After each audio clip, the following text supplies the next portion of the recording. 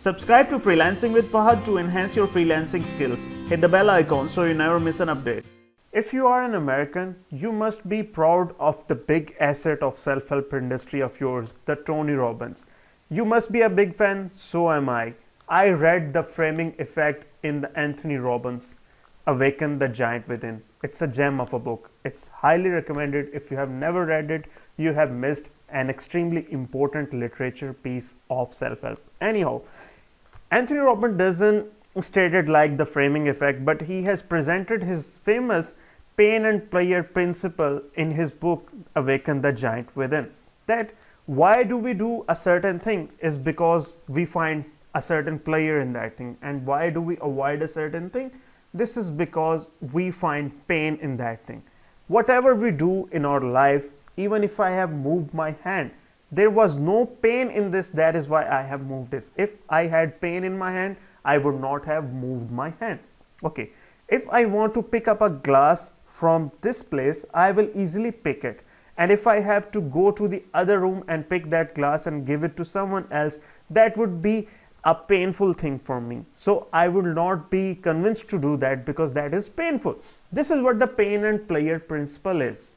Now, how would you use this strategy in copywriting? Let me present you an example. For example, if there is an investment company that promises you for the 2x profit, and if there is another company who offers you the 200% profit, is there any difference between the two? There is no. 2x profit means the same thing and 200% profit means the same thing. But the researchers show that whenever we present 200% in front of your prospect, in front of your clientele, they are more likely to invest in the stocks.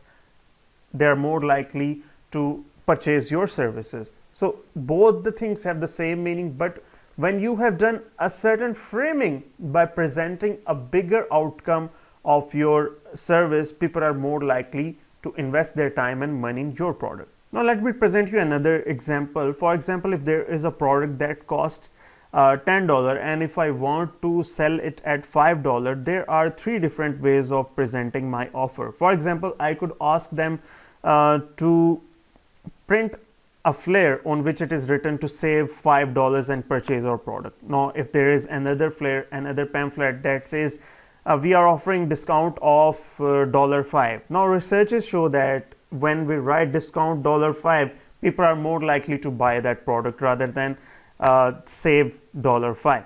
Now, if I will offer 50% off, and in that case as well the product will be sold at $5, you would agree with that, that is more likely to generate even more results than save $5 and discount $5. And what if I will present it as like half of the actual price, half of the actual price?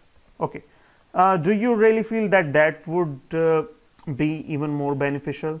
I don't know. I think 50% off seems more convincing still. Okay. Now, you have different ways of presenting same facts, but you will have to find which framing will be better for your clientele. Okay. Now, if we look at the last example, it says $1 a day or $365 a year. Which sounds more painful?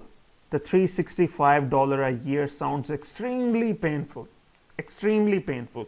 Even if you will reduce it, to $350 a year, and one could easily calculate that giving $1 a day will result in $365, and if I will give them $350 a year, I will be saving $15, or if I will make it even $300, let's say I'm saving $65, even then people will associate much more pain with the lump sum amount of $300. They will always go for paying $1 a day.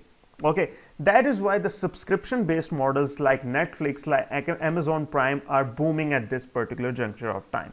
So if you want to present your offer, choose the best framing effect technique to present it to your audience. Thank you very much. Subscribe to Freelancing with Fahad to enhance your freelancing skills. Hit the bell icon so you never miss an update.